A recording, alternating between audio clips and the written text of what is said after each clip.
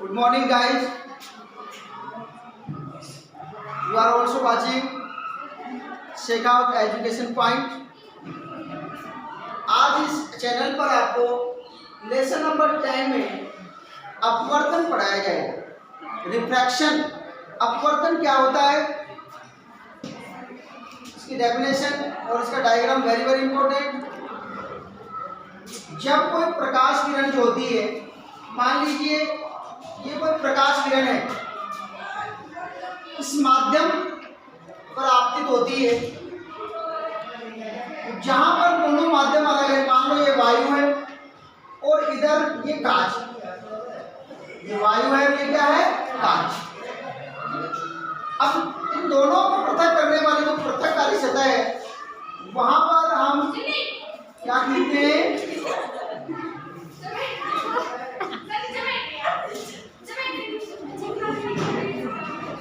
तो इसमें दोनों माध्यम को पृथक करने वाली सतह पर, दोनों माध्यम को पृथक करने वाली सतह पर एक लंबवत लाइन खींचते हैं। इसको क्या बोलते हैं, अभिलंब। क्या बोला जाता है इसको, अभिलंब। आइए, ओके, अभिलंब। ये अभिलंब हो गया। ये आपकी आपतित प्रकाश किरण होगी। कौन सी हो गई, आपतित प्रकाश किरण। आपतित किरण भी कह सकते हो। अभिलंब और इस प्रकाश किरण के बीच में, आपतित किरण और अभिलंब के बीच में जो कोण बनता है, इसको बोलते हैं आपतन कोण। आई से, स्मॉल आई से रिप्रेजेंट किया जाता है। अब बताओ, जो प्रकाश का वेग है, वायु यहाँ पर विरल माध्यम होती है, जल है, कांच है, ये क्या है, सघन माध्यम। क्या है, सघन माध्यम। तो प्रकाश का वेग सघन माध्यम में कम हो जाता है और विरल माध्यम में क्या होता है, ज्यादा होता है। तो वेग कम होने के कारण से ये प्रकाश किरण जो है, ये क्या हो जाएगी, अभिलंब। जानी तो ऐसी चीज है, लेकिन ये क्या हो जाएगी, अभिलंब की ओर झुक जाएगी। क्या हो जाएगी, अभिलंब की ओर झुक जाएगी। तो इस अभिलंब और इसके बीच में, अपवर्तित किरण के बीच में जो एंगल बनेगा, इसको आर से दर्शाएंगे। आर क्या है बच्चों, यहाँ पर स्मॉल आर जो है, यहाँ पर क्या है, अपवर्तन कोण। ये आई क्या है, आपतन कोण। ये क्या है, अपवर्तन कोण। ये अपवर्तित किरण, अपवर्तित किरण। तो हम परिभाषित कैसे करेंगे, इस डायग्राम से आप समझा सकते हो। जैसे इसको ए बी एक्स वाई कुछ भी आप नाम दे सकते हो, ए बी, और इसको क्या दे सकते हो, सी। तो यहाँ पर ए बी जो है, ये आपकी आपतित किरण है, और बी सी क्या है, यहाँ पर अपवर्तित किरण। क्या है, अपवर्तित किरण। ठीक है, परिभाषित कैसे करेंगे, जब कोई प्रकाश की किरण एक माध्यम से दूसरे माध्यम में जाती है, एक माध्यम से क्या करती है, दूसरे माध्यम में जाती है, तो वेग परिवर्तन के कारण, वेग परिवर्तन के कारण प्रकाश की किरण अपने मूल मार्ग से विचलित हो जाती है। वेग परिवर्तन के कारण प्रकाश की किरण अपने मूल मार्ग से विचलित हो जाती है। इस घटना को प्रकाश का अपवर्तन कहते हैं। इस घटना को क्या कहते हैं बच्चों, प्रकाश का अपवर्तन कहते हैं। When the light rays incident at a surface, that is separation level, at which that turn from its origin path. This phenomena is also called refraction. This phenomena is called refraction. ठीक है, तो यहाँ पर ये English medium वाले बच्चों के लिए, हिंदी वालों के लिए आपको बताई थी मैंने डेफिनेशन। यहाँ पर AB is incident ray and it is refracted रे। ओके, अब देखेंगे अपवर्तन के नियम। समझ में आ गया, सभी ने नोट कर लिया है। ओके, किसी को बताओ, जल्दी जल्दी नोट कीजिए। कर लिया ना, अरे मोनिका ने भी नोट कर लिया। ओके, इसको हम इरेज करते हैं। नेक्स्ट है अपवर्तन के नियम। नेक्स्ट है अपवर्तन के नियम। अपवर्तन के लिए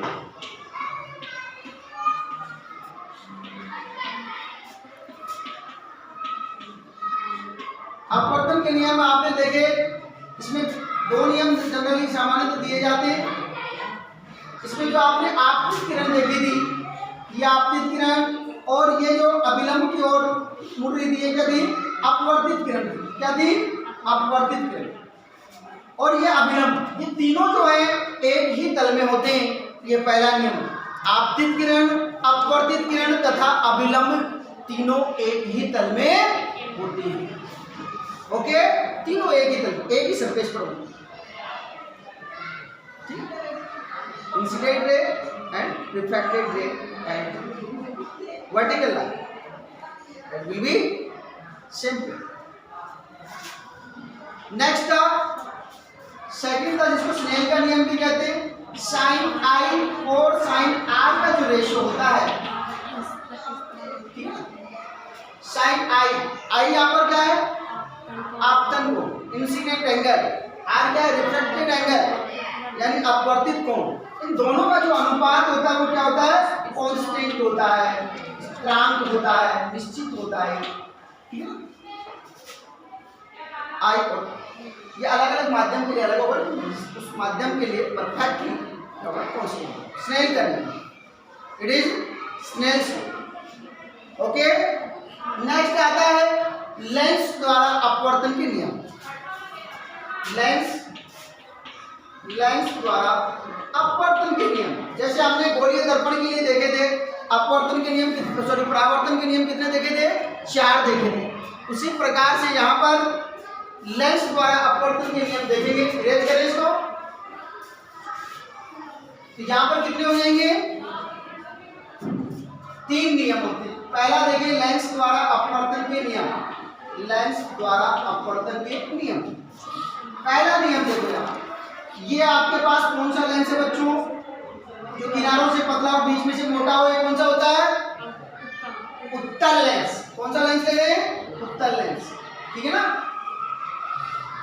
इसमें ये पहले इसके फ्रंट साइड में बाईं ओर दिखाएंगे, ये F1 मुख्य फोकस, और ये 2F1, ये इसका वक्रता केंद्र होता है, जिसको 2F1 के रूप में। यहाँ पर F2 पीछे की ओर, और ये दूसरा जो इसका मुख्य फोकस होता है, यानी मुख्य फोकस का दुगना जो होगा वक्रता केंद्र होता है, इसको 2F2 से यहाँ पर लेंगे।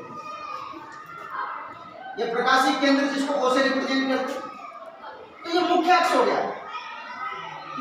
मुख्य फोकस और प्रकाशिक केंद्र को मिलाने वाली जो सरल रेखा है, इसको मुख्य अक्ष कहा जाता है। क्या कहा जाता है?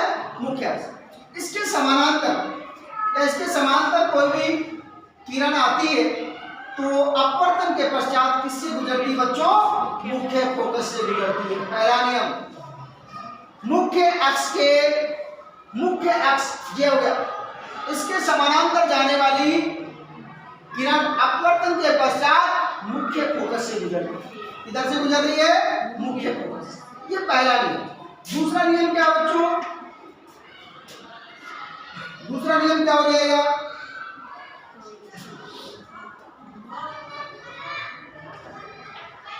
दूसरा नियम भी जस्ट इसका अपोजिट है, यानी कोई प्रकाश किरण मुख्य फोकस से, देखो यहाँ मुख्य फोकस से आपतित होती है, ये मुख्य फोकस से आपतित हो रही है, तो अपवर्तन के पश्चात मुख्य अक्ष के समांतर हो जाती है। जस्ट उसका अपोजिट है, मुख्य अक्ष के क्या हो जाएगी? समांतर हो जाएगी। ये दूसरा नियम। तीसरा नियम क्या है? समझ में तो आ रहा है? नोट कराने की आवश्यकता है नहीं ना? जब कोई प्रकाश किरण किससे आ रही है? मुख्य फोकस से गुजर रही है, आपतित हो रही है लेंस पर, तो ये अपवर्तन के पश्चात जो मुख्य अक्ष है उसके क्या हो जाएगी? समांतर हो जाएगी। इसी प्रकार से तीसरा नियम जो है आपका, ये क्या है प्यारे बच्चों? अगर प्रकाश केंद्र से, लेंस के प्रकाश केंद्र से कोई प्रकाश किरण गुजरती है तो बिना विचलित हुए सीधे गुजर जाती है। प्रकाश केंद्र, लेंस का मध्य बिंदु जो होता है वो क्या कहलाता है? प्रकाशिक केंद्र। क्या कहलाता है? प्रकाशिक केंद्र। तो जब कोई प्रकाश किरण लेंस के प्रकाशिक केंद्र से गुजरती है तो बिना विचलित हुए सीधी गुजर जाती है। ये अपवर्तन का तीसरा नियम। ओके, कोई डाउट किसी को? किसी को कोई डाउट नहीं? नेक्स्ट हम देखते हैं उत्तल लेंस से प्रतिबिंब किस प्रकार बनते हैं, उसकी ट्रिक। सबसे ज्यादा दिक्कत जो आती है हमें, ये अलग अलग स्थितियों में उत्तल लेंस पे बिंब रख करके और हमें प्रतिबिंब की स्थिति पूछी जाती है, उसकी प्रकृति पूछी जाती है, तो वो हम कैसे दें? तो यहाँ पर नेक्स्ट टॉपिक हो जाएगा उत्तल लेंस द्वारा प्रतिबिंब का बनना। तो सबसे पहले तो आज हम इस वीडियो में ट्रिक देखेंगे, कैसे याद करें आप इसको, उत्तल लेंस द्वारा किस प्रकार से प्रतिबिंब बनते हैं, इसको आप कैसे याद कर सकते हैं, ठीक है ना। तो हम देखो उत्तल लेंस लेंगे। उत्तल लेंस को जानते हैं? उत्तल लेंस क्या होता है बच्चों?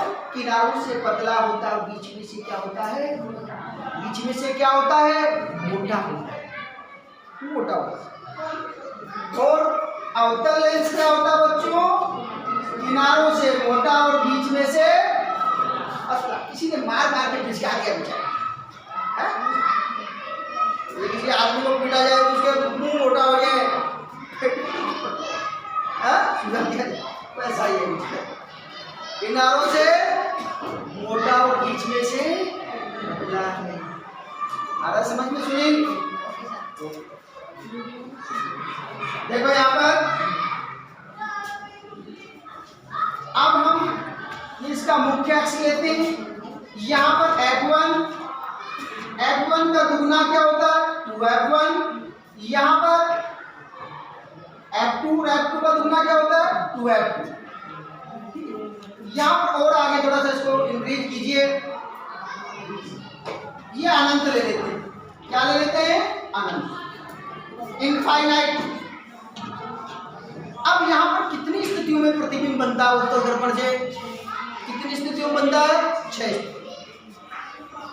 स्थिति नंबर 1, बिंब को कहाँ रखा जाए? अनंत पर, या बिंब को 2F1 और अनंत के बीच में रखा जाए, यानी 2F से परे रखा जाए। बीच में रखने को यहाँ पर क्या बोलेंगे? 2F से आगे की ओर परे, 2F से परे रखा जाए, ऐसे भी हम हिंदी में बोल सकते हैं। या फिर बिंब को कहाँ रखा जाए? 2F1 पर रखा जाए। चौथी कंडीशन क्या बनती है? 2F1 और F1 के बीच में रखा जाए बिंब को। और पांचवी कंडीशन क्या बनती है? F1 पर रखा जाए। और छठी कंडीशन प्यारे बच्चों क्या बनती है? F1 और प्रकाशित केंद्र के बीच में रखा जाए। 6 कंडीशंस यहाँ पर बनती है। इसमें से 5 कंडीशंस आप देखेंगे यहाँ पर गिनती, जैसे आपने 1 2 3 4 5 6 लिखा, इधर लिख दो 1 2 3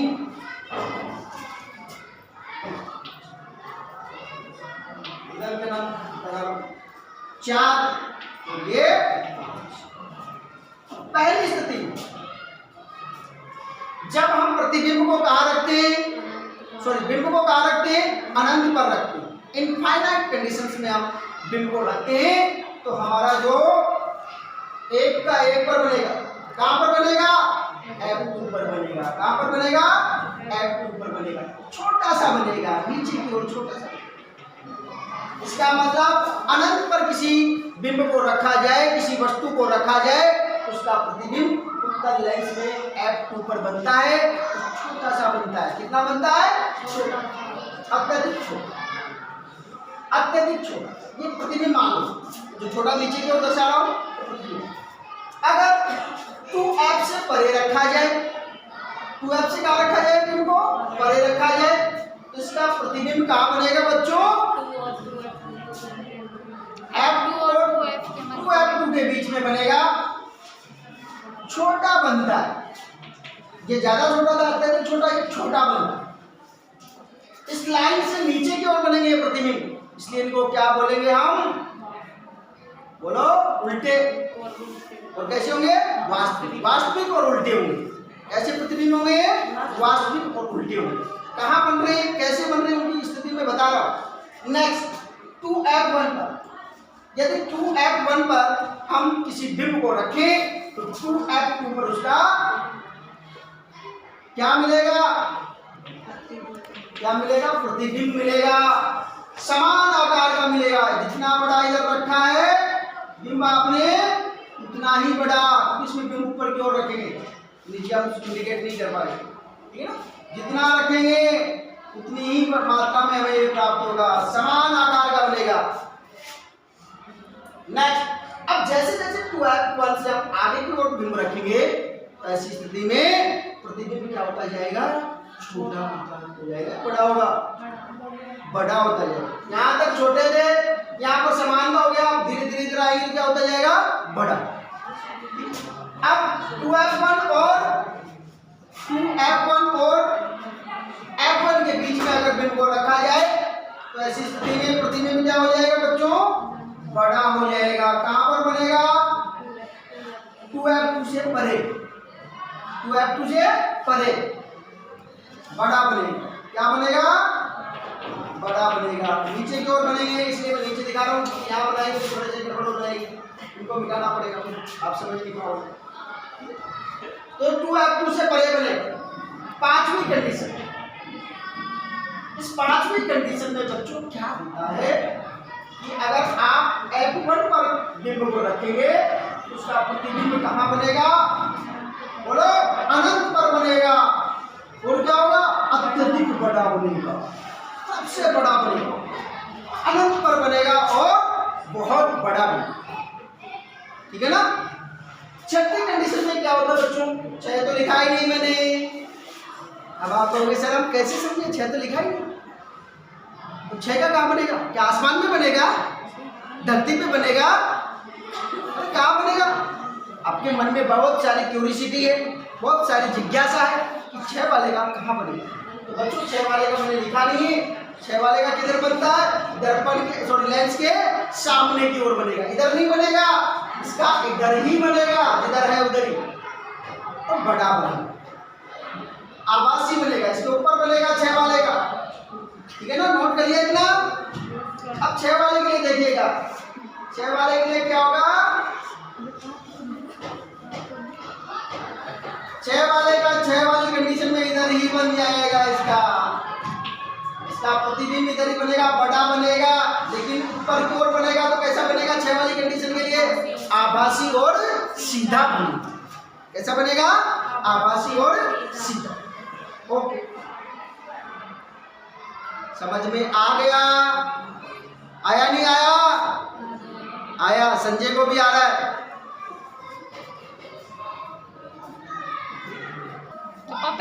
तो बालक और बालिकाओं ज्यादा से ज्यादा इस चैनल को लाइक करें, सब्सक्राइब करें। आपका अपना चैनल है ये, आप जैसे बहुत सारे बच्चों को अधिकतम लाभ पहुंचाने के लिए इस चैनल का निर्माण किया गया।